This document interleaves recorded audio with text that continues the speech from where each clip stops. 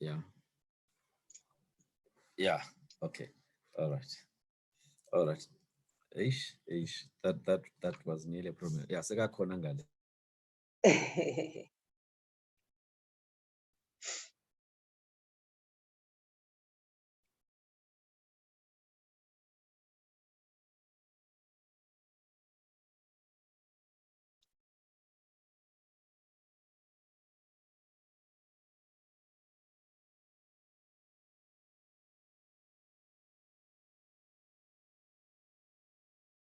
Hi, Doc.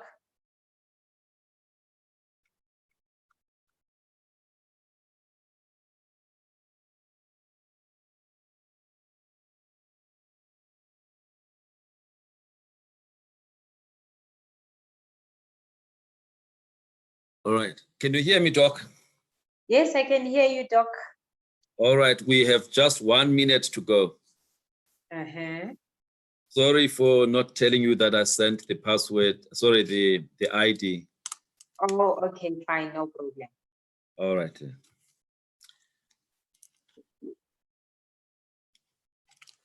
As your meeting with your boss was good.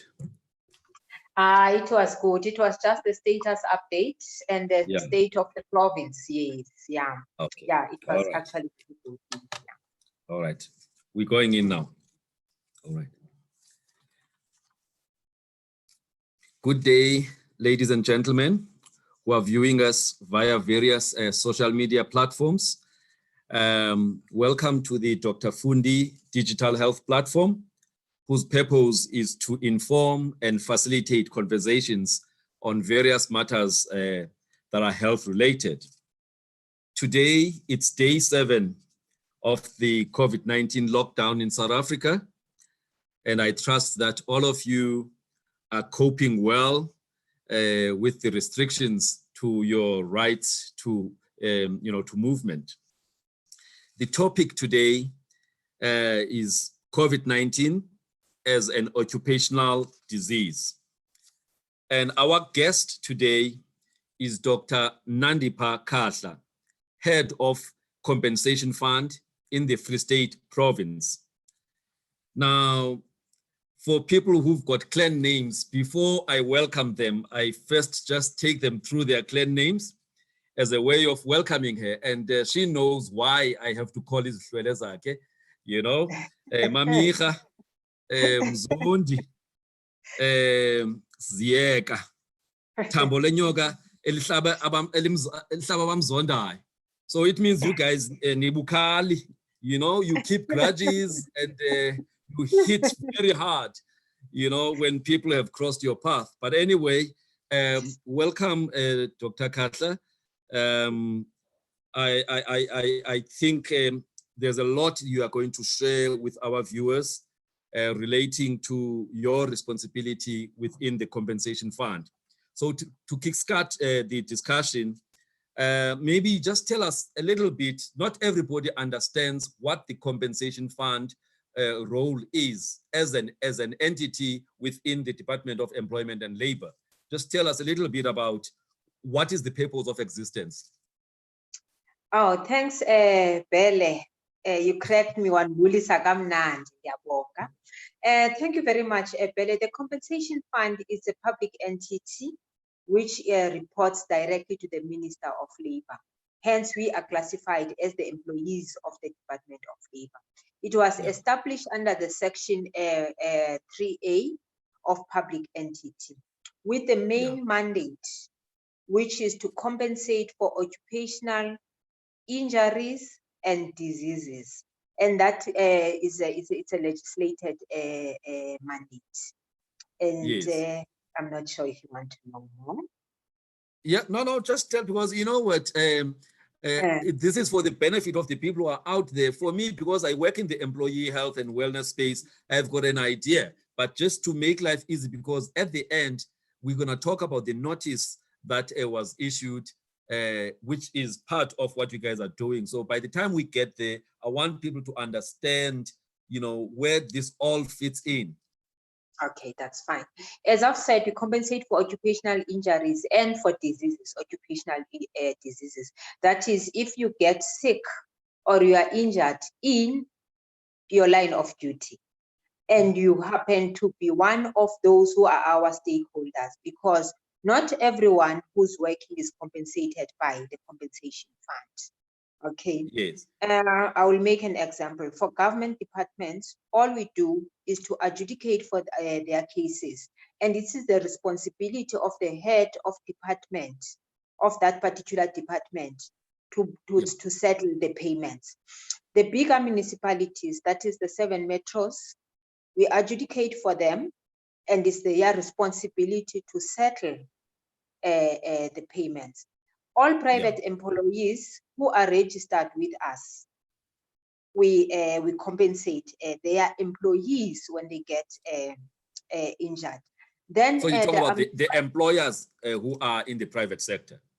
In the private sector, yes. Yeah. Yes, okay. And then we've got our mutual associations. Our mutual associations are organizations like the Rand Mutual Fund, FEMA, and we also have those employers who choose not to be part of a compensation fund, but to have their private insurances, whom will give them their license and say, fine, you can do that. But for FEMA and Rand Mutual Association, for them to operate, they get the license from us. Yeah. FEMA is responsible mainly for the construction workers in South Africa. Okay. And Rand Mutual Association is for the mining. Yeah. Over and above what we do as the compensation funds, okay, let me not leave it half. It's not only that compensation, for occupational injuries. We go further because we realize, it does not only stop there. These people, they've got families. Sometimes they get disabled to an extent that they can't even work. So what do?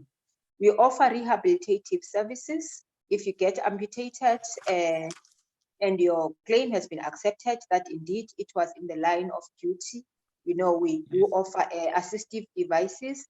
We've got vocational training, rehabilitation at department, where we want to upskill and reskill our employee. Remember, when you get injured, we've got an economy there that is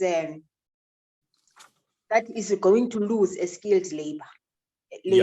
Yes. So what we do, we don't want, because of the injury, our economy, it takes, a knock. Yes, we have a serious shortage of skills in the country. So if everybody got injured, left the system, it would really actually hurt our economy. Yes. For those who can't work, let's say you suffer now a permanent disablement, and your employer says no, or your doctor says this person cannot work anymore. Okay, we do pay the pensions. If the person happens to die, we do have pay for funeral benefits, and we pay pensions to the spouse or spouses and their kids. I mentioned that, spouses. To say spouses, yes. Yeah, that's interesting. Is there a limit on the number of spouses one can have? No, there's no limit. But I mean, there's a limit in the amount. If it's if it's 8 spouses, what was due to one spouse will be divided equally among all 8 spouses. But they have to be, of course, that these people indeed, were either were married by customary or civil law to this person. Okay. Yeah. And for kids, we pay for their schooling up to the age of 18. We are reviewing that because people are coming from different backgrounds. Other people, they can go to school up to the age of 21, but there has to be that proof. We also pay for their universities, but of course, just like any bursary scheme, you have to pass your exams. Yes. Okay, if you don't pass, there have to be reasons for you not doing that. But we don't just say, you failed. We look at the circumstances, why this particular child, has failed. And we do refer. I know I've got cases where I've referred beneficiaries who are sort of slow progressors to social services within our departments, because we have what we call Public Employment Services, which has got clinical psychologists. Yes. To assess, those kids as to what is really making them, to be slow progressors. Yeah. As the fund also, we don't end there. Sorry, it's a mouthful of fund here. No, it's good because I think that's the reason why we are putting this platform, available to just try and create that awareness about the number of things that you guys are doing. We also have bursaries, bursaries for our beneficiaries, for the skills that we use in the fund. Like now, I know there are students who are doing medicine, who are doing occupational, who are doing orthotics, social workers, financial, because by right, we are a financial, we are a medical aid. We need those finances, actuary sciences, which we have within our department. Yeah. I think I will end there. No, I think that's a mouthful. We understand now very well what you guys do. Now, for you now as the head of compensation fund in the Free State, what occupies your normal average day? Obviously, you play a role at a strategic level, but on a day-to-day basis, what are the things that consume your time? On a day-to-day basis, I won't go into detail on the strategic ones, because I'm everything within the province. We talk about inspector. I'm an inspector. I'm a public. I'm an unemployment. I'm a prof joint. I'm with a prof joint is the provincial joint committees within the province. I'm a part of the minister. I'm Department of Health. I'm everything, but within the fund. For me, is to give advice, because remember, the people that we have in the fund, some of them, they don't have, a medical background. And the documents that they get from the doctors, they are written in medical language, and they can't understand. For simple lacerations or whatever, it's easy for them to understand. But when it comes to complex cases, it needs someone who's got that medical background. That medical background, yes. Okay. So what they do, where they are stuck, they will make a submission through medical services. Okay, let me just take you back. At provincial level, we've got claims department, and we've got medical services, and I've got legal services. Because remember, when I say no and you contest, definitely that thing is going to end into an objection. That's what we call, section 91. Okay, those are the objections. So we have legal. So I get all those documents coming into my office that I'll have to decide on. Yeah. Yes. Okay. No, that's quite a lot. So now, and just to add, within here in the province, on the medical side, we've got professional nurses. We've got case managers, and we've got medical adjudicators, and we've got a disability manager who's an occupational therapist. Occupational therapist. Yes, by profession, yes. So, do you guys meet as a medical committee from time to time? We've got different committees within the fund. We've got a technical medical forum. We've got a recommendations committee, because remember, I could be biased when a claim comes to me. To decide, if it is a pensionable or not a pensionable, if it is indeed a PTSD, I'll make an example, a PTSD or not a PTSD case. So we do get a seat on monthly basis as the recommendation committee, where we'll sit, we discuss cases, and we come to a conclusions, and we issue awards. Okay. We also, over and above that, we have a cluster committees. Cluster committees, we've got 3. For instance, Free State is clustered with KZN, and it's clustered with Mpumalanga, And Eastern Cape is clustered. It's Eastern Cape, Western Cape, and Northern Cape in one cluster. Northern Cape, yeah. And the other three provinces, which is Northwest, Limpopo, and Gauteng, they form one cluster, where we will discuss. Let's say we've been in a recommendations committee, and we found that as a recommendations committee, this case is too complex. It needs broader minds than consult, as the clusters. Okay, lovely, lovely. Now, let's get back to the reason why I invited you today. I invited you because on the 20th of March, which is just about 2 weeks ago, the Compensation Commissioner issued a notice that was directed, or let me just read the name of the notice. It's a notice on the compensation for occupationally acquired COVID-19 under the Compensation for Occupational Injuries and Diseases Act. So you issued this as the, as the compensation fund. Now I want to know, what was the thinking behind that? Doc? Oh, thanks, Dr. Nyati. The thinking behind that, COVID, as we call COVID-19. Yes. To us, when you look at it and the circumstances, the environment that people, are working in, for instance, we have health workers, we've got who are in the forefront, we've got people who travel, because of their work. And that travel, it could be to countries, that, have got, a high risk. High risk, yes. We've got lab workers, we've got ambulance drivers, we've got morgue workers, who are exposed, to all these diseases, that could be contagious or that could be transmitted from human to human. So we look at it and said, we consider TB in health workers to be an occupational disease.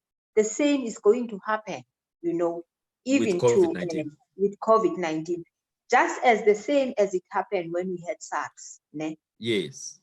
Yes, yeah. That was the thinking behind that. So, so you guys were proactive. You were saying we anticipate. Proactive. Yes, even if when we heard about this, we said, what, this is going to happen.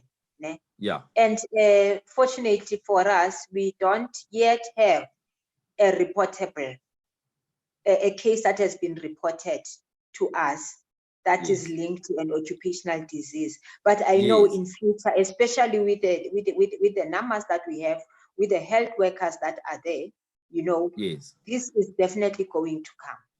Especially in the context of the shortage of PPEs for all these frontline people that you are talking about. Because then obviously they are at risk, whilst the government is scrambling to find PPEs from countries like China and other places. So yes, it's a real risk. In fact, I'm not sure if I'm ahead of you, but about 2 days ago, there was an announcement by the MRC that South Africa has unfortunately lost one of its top professionals, Professor Ramji. Professor Ramji. Professor Ramji, yes, as a result of complications of COVID-19, following a trip she had made, to the UK. So if that trip was part of the work that she does, then one would think then that maybe it's a case that might be coming your way, as an organization. But maybe let's not speculate for now, but just looking at it from far, it sounds like a case that is likely to come your way. Definitely. If you look at the circumstance, if it was work related and you went to the countries that have got that are high on COVID-19, I mean, as you look in our guidelines, if you read our guidelines, you will see that is the traveling is part of it. But there has to be that approval that your employer said you go and do this mandate. Yes. All right. Now, I think maybe when one looks at, let's say, the healthcare workers, the health professionals, it might be a bit easy. Now, what about guys who are like porters and other, type of support workers within the healthcare environment?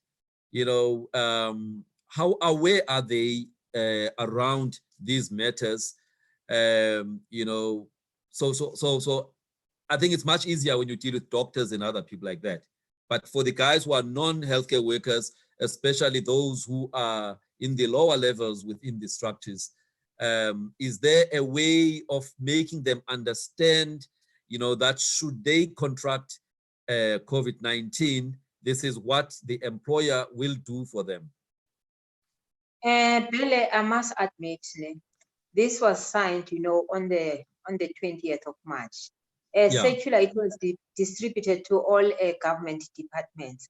But having said that, it is our duty, as the compensation fund, to do, those advocacy sessions. On that, on that space, we have not done, we have not really done enough. Yes. So there's room for improvement in there that is in room that for area. Improvement. Yes, there's room for improvement in that area. Yes. Yeah. Now I'm gonna say something that's also maybe a bit controversial. When I was still a private practitioner, and then somebody comes and says they are a COIDA case, I would think twice about taking them, because those days, I mean, this is now 20 years ago, there used to be delays in the processing of claims and all of that, and some doctors would refuse to actually see your cases. So has things changed over the last 20 years in terms of the efficiencies in relating to the claims, especially from medical service providers? We've just moved into a new system because we wanted to improve our efficiency. Our new system is called ComEase. Yeah. And I'm telling you, try me. For instance, just yesterday in my province, we paid 913 invoices. It's locked down, and I'm working with skeleton staff. Yeah. So there is an improvement on our side, but the challenge that we have is that providers, they don't complete the forms, correctly. Yes. Don't submit complete documents. Yeah. Because if you want us to accept the claim, you have to give us, all those complete documents. And we know what complete documents I needed. I will make an example. For COVID-19, they have to be what we call the WCL1, which is the employer's report of an occupational disease. There has to be a first medical report in terms of occupational disease correctly completed. There has to be a copy of an ID, and there has to be proof of positive results. There has to be an occupational history which states, exposure. The exposure, yes, the exposure. In cases where, let's say, someone is classified as a low risk and says that, no, this is from work, there has to be proof of a positive exposure within the work environment. Yeah. All right. At least if we have those, if we have, the challenge was that we have, it was the incomplete documents. And the other thing that I had mentioned initially, previously, the people who were dealing with the compensation, with the documented compensation fund, did not have the medical knowledge. So they would cripple, with even interpreting medical reports. And I'm glad to say, all provinces have got the structure same as what Free State. As the Free State, yes. All right. Now, so now that's quite good. Now, another experience that one has seen, well, something that I've experienced is that at times, because I work a lot with employers, now at times when somebody reports, that this injury is work-related or this disease is linked to my work, you'd find that maybe the managers within those employers will actually dismiss that person and say, no, it's not true. Now, what is the role of the employer when there is somebody, an employee that says this injury or this COVID infection that I have is related to my exposure at work, are they allowed to actually say yes or no, or should they just be assisting with all the necessary documentation that you guys require for you guys to be the ones that adjudicate on whether it falls within the COIDA Act or not? I think the right thing for the employer to do is not to decide. Yeah. Whether it is, it is work related or not. Submit the documents. Let us adjudicate on the case, on that particular case. I know of a case where employers, they would blatantly refuse, to report a case because they say it does not fall. Employees are by right allowed, if the employer refuses to report a case, to report the case to the department, to the compensation directly. fund themselves. Yeah. So in that case, they complete what we called a WCL CL3. Okay, where it's an employee reporting. And what we do, we work very close. You will remember I said initially we are under Department of Labor with what we call the inspectorate, where we'll say to our inspectors, we've got OHS inspectors, which is the occupational health and safety inspectors. We've got this case, the employer is refusing. Can you please go and establish this with the employer? If you've got facts that indeed this is an occupational related disease, the inspector can actually complete the employer's report of an accident on behalf of the employee. Yes, and submit it to us, and they follow, the non-complying employer in terms of prosecutions or whatever legalities that they do. Yeah. Okay. No. Then I'm glad that in cases where there is a difference of opinion between the employer and the employee on whether actually the exposure is work related or not, there is an avenue for the employee to actually take it up, with the department. Now, in a situation where a person passes away, that is, an employee passes away, what happens where the employer disputes, that this is work related? Can the family or the dependents of that person apply, on behalf of that deceased family member? Yes, they do, and we follow the same avenue where we establish the facts. Remember, us as the employer, we look at the seriousness of the case. A fatality is a very serious thing, and we cannot play with it. So we look at that very intensely. We follow it, and if indeed we find that even if the employer it says no, but if facts and provide and make, sometimes we want affidavits from people who are working with this person, whether this person was really exposed. We complete all those. They complete all those documents. But for cases of fatality, we take that very serious.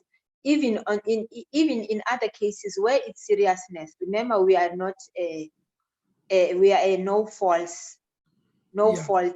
type of a service. Let's say you get an injury. Sorry to step out of your COVID. And that injury, it's severe enough. It's so severe that maybe you lose your arm or a leg or a life. Even if you did not comply, we will look, at the merits of that, because we know according to occupational health and safety, you are supposed to take a responsibility of your health and safety. Your employer is supposed to make the environment safe and healthy enough for you to work. So in those cases, we step back. We step back and try to be empathetic. Yes. All right. Now, at least there's some ubuntu there in your approach, which I think is very welcome. Now, there's something you mentioned earlier, Doc, that when it comes to government departments, you have a role that is a bit limited compared to private employers. Your role is to adjudicate, in a situation where there is a claim for either, injury on duty or an occupational disease. Now, my experience with a number of the government departments is that their understanding, of these matters is pretty low. And maybe let me not generalize, but the ones that are, I'm in, that I work with, you find that it takes so long. Sometimes they don't report a case, and only a year, or more, do they actually realize that, oh no, that was a case that falls under the COIDA Act. So is there a way that COIDA, not COIDA, the compensation fund is actually going on a advocacy or awareness drive, especially in the government sector? Yes, Bele, we do have advocacy sessions. For instance, I will talk about my province here in Free State, which I believe is the same, even in other provinces. For government of departments, we've got meetings with the office of the premier, because all government and COIDA related cases are coordinated through the office of the premier. So we do meet often, and I can tell you that it is actually going very well. Where it is still a problem, it's still with the payments, where they don't probably both us and the government departments, we are at fault. Where we'll tell where we fall short of telling officials that actually the compensation fund doesn't pay, it only adjudicates. For your disease. It's the duty of the department to pay. Now, if a department pleads poverty, what happens? Because remember now, unlike other cases where you are the guys who pay that lump sum and all of that, now in the government situation, the HOD, the accounting office of a department, is the one who has to make sure that whatever that has been agreed to, as you guys were adjudicating, is paid out. So what happens when the department is out of budget? That's a difficult one, Belen, because that's the reason now why people, they say compensation fund, it doesn't pay. It doesn't pay you. Whereas at the end of the day, if you look at the book value, at the book value of the debt that relates to COIDA, it's really not compensation fund. It's the money that is coming from all those government departments. I think it's up to the government departments. I won't step into that, but for them to speak with treasury. Yes. No, lovely. Now, let's take the same government employee or even a private sector employee, disability or death. Now, most employers would have a pension fund or a provident fund that has got those risk benefits of disability and death. Now, when you guys have paid out, as the compensation fund, does it in any way affect their benefits on the other side from the employer? Pele, I don't know. Or it's independent. They do their thing, and you guys, you do your thing.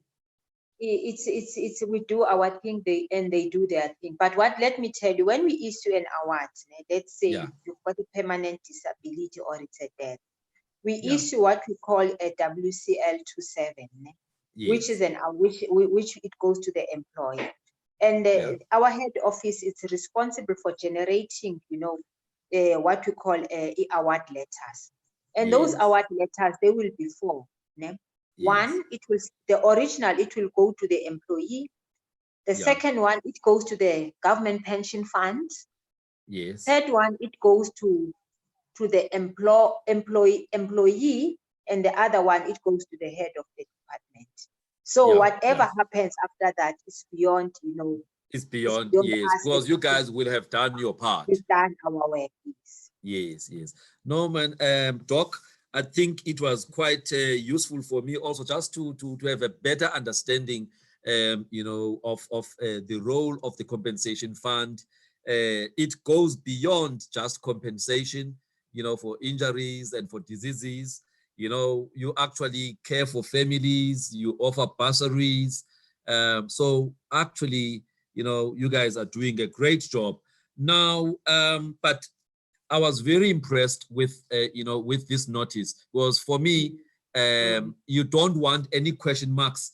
When people are saying, you know what, we think our family member, or I think I actually got exposure at work. There are very clear guidelines, within your document, and it makes life very easy for anyone who is either an employer or an employee who wants to claim. So for that, I think I need to congratulate the compensation commissioner and all of you guys that work, under the compensation commissioner, because I think it's very good that, such funds are actually proactive. I won't go beyond the compensation fund to other things now about payment for people whose salaries were shortchanged and stuff. That's a different part of the Department of Labor. So I won't, burden you with that. So as the closing statement to people who are working out there who may get infected, what do you want to say, Doc? First, we have to protect ourselves from being infected in the first place. Use your PPE, wash your hands for at least 20 seconds, follow all the rules that you've been given. If you suspect that you could be infected of the disease, report it, have yourself tested, let the documents be completed and submit them to the compensation fund. Yeah. All right. No, and how long does it take, by the way? Do you acknowledge once you've received a claim to say, okay, we've received your claim, it will be processed within this period, assuming all the documents that are required are actually there, they are complete applications? And with the new system, this new system is working, very well. Yes. Immediately, I don't even have to write a letter myself. Yeah. Once we receive all the documents, the system, it sends, an email automatically to the employer, yes, and the employee to say we've received your claims, we've acknowledged. Once we adjudicate, it will send and tell you your claim is either accepted or it's rejected. Okay. So it's something that happens immediately. Once I press that button to say accept or reject, it sends automatically. Yes. And I saw, as I was going through your document, that the compensation fund had to use an emergency code that was issued by the World Health Organization. For all claims that are COVID-19 related, there is a special code, that has to be used. Oh yes, that's an ICD code that we have to use on all the claims. It's a UI. Sorry, it's U07.1. Point one. Yes, it's that one. Yes. Please. It makes our lives, very, very easy. As I've said, some of our processors, they are not medically inclined, but just for this one of a COVID-19, we've got teams that will deal specially with COVID-19 at head office, where we've got a central COVID-19 team, and at provincial level, which is comprised of a doctor, of a nurse, and of a claims processor. Yes, no, thank you very much, Doc. I think your time with us was quite enlightening. It was very informative, and I'm sure many people will benefit from this. Obviously, we hoping that no one gets infected in the course of their duty, but the reality, though, is that there will be some people who will unfortunately be infected by this COVID-19, and some of them may even pass away. So the 30 minutes or so that we have spent was time well spent, and I want to thank you for your time, and you can go back to your meetings, because I know you've got a number of meetings lined up for this afternoon, but thank you for making time for us. Okay. Thank you very much, Belle, and thanks for inviting me. All right. Thank you, Doc. Bye. Sure. Okay, goodbye. Bye.